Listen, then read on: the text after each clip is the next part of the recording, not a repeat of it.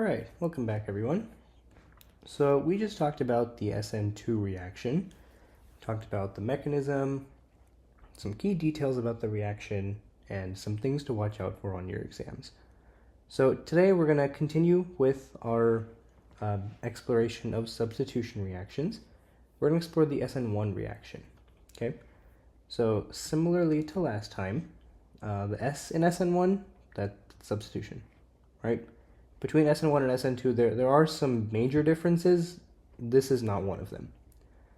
So it is still a type of nucleophilic substitution. Okay, the big difference here between SN1 and SN2, or I guess one of the big differences, is the kinetics. Okay, so this 1 here signifies that the reaction is unimolecular. All right, you don't want to get it confused and think that the 1 means that the reaction is one step. That is not true. The SN2 reaction is one step. That's why I use the word concerted instead of one step, because it can get confusing between SN1 and SN2.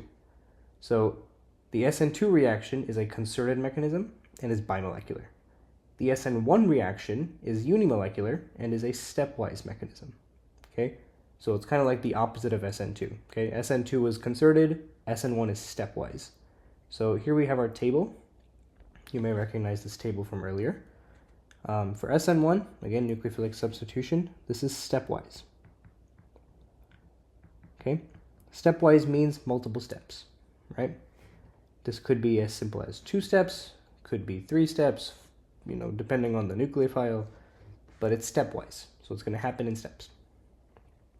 All right, so just like last time, we're going to analyze this example reaction we have here. I have my substrate, and this time it's a tertiary alkyl halide. Okay, tertiary alkyl halide.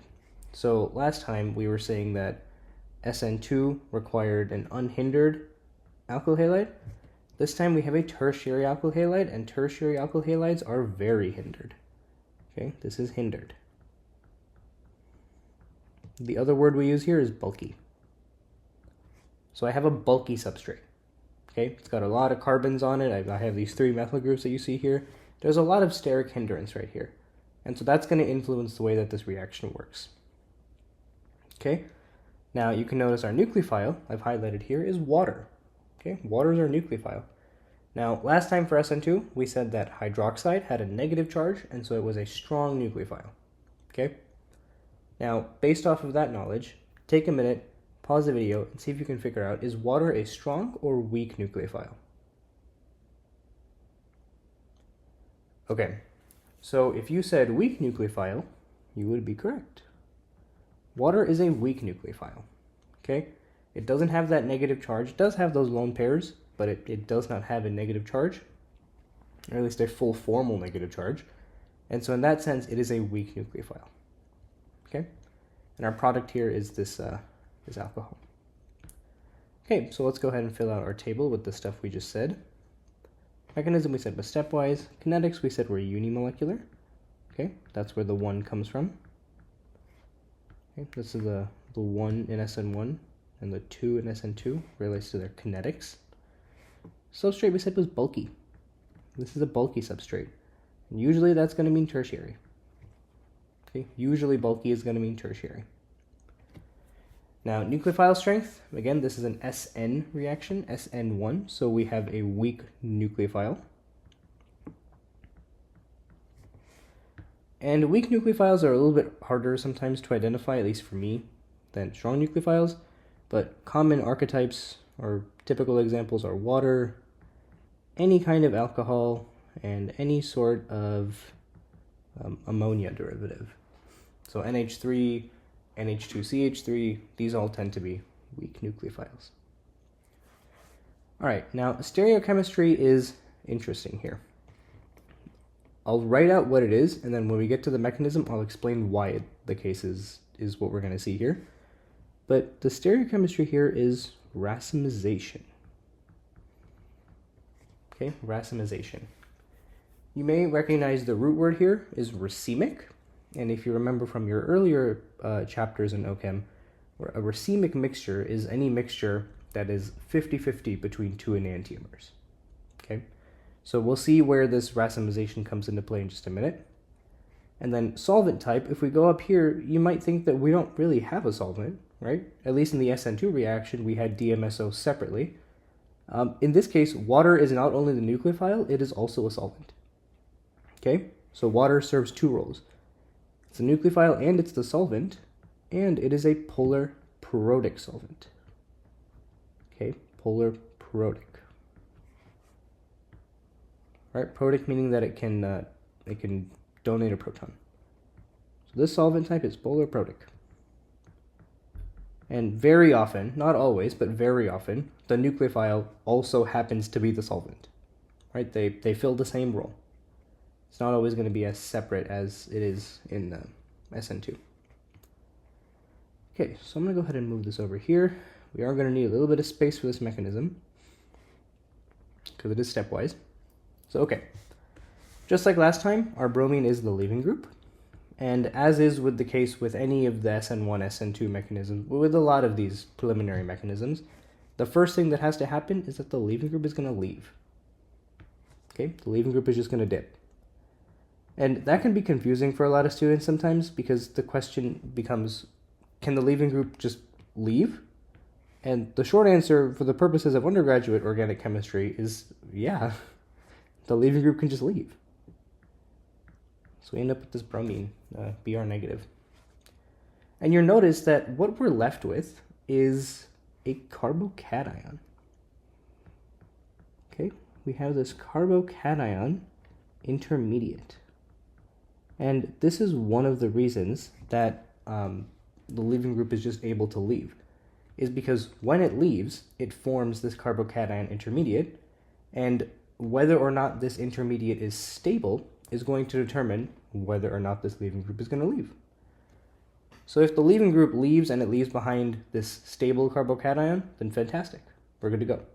If not, that gets a little bit more complicated, we'll talk about it. So here, I'm left with this carbocation intermediate, right? The bromine is gone, so now what I need to do is I have to bring in my nucleophile, which in this case is water, right?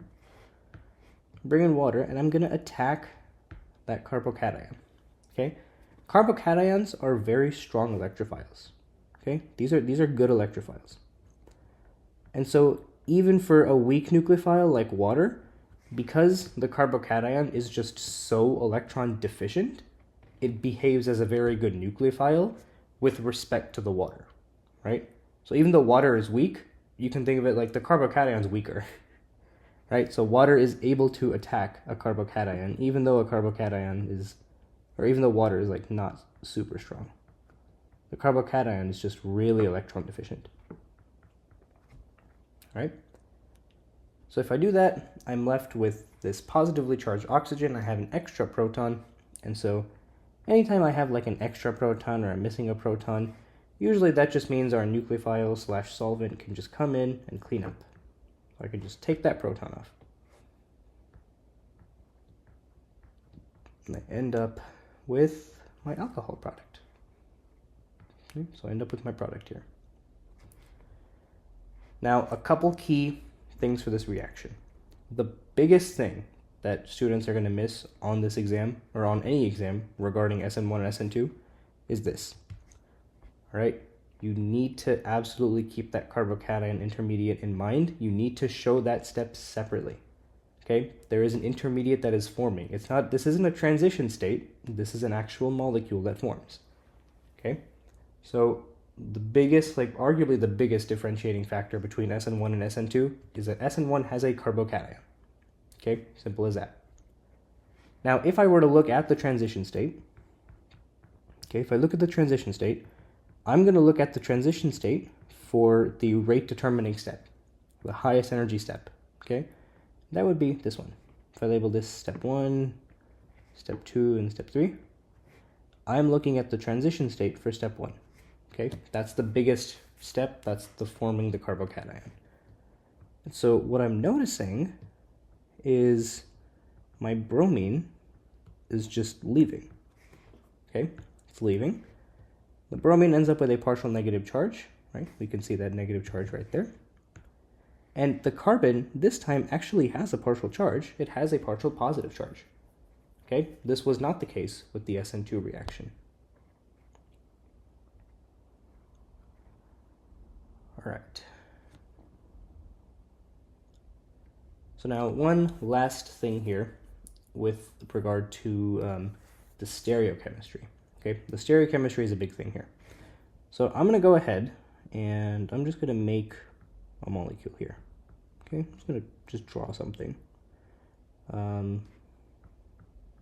Just like that, and we'll do that. Yeah, sure, why not?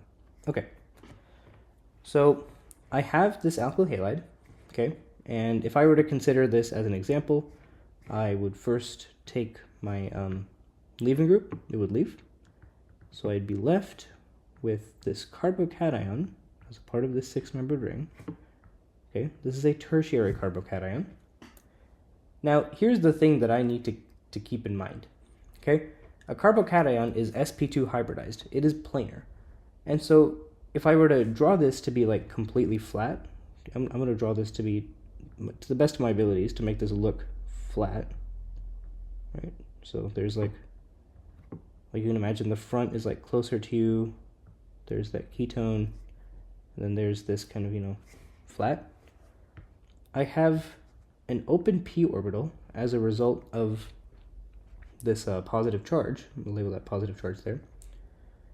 And so any sort of incoming nucleophile that I have, it can attack either from the top or from the bottom.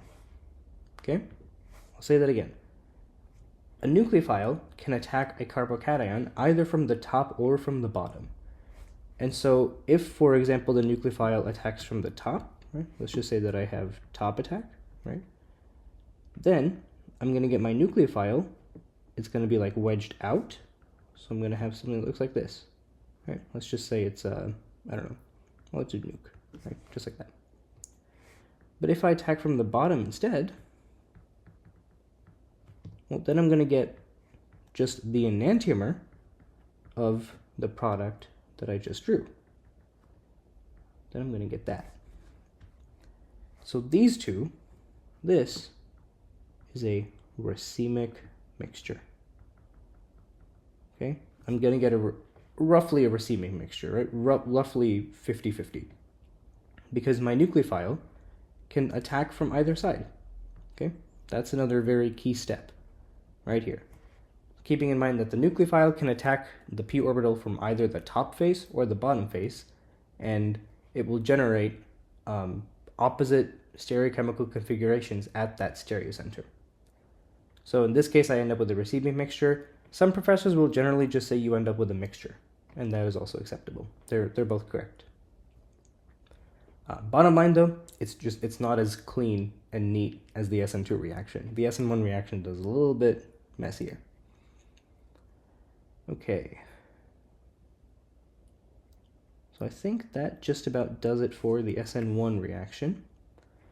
As always, please be sure to leave a like if you found this video helpful. I sure hope you did. If you have any feedback, I'd love to hear it in the comments below.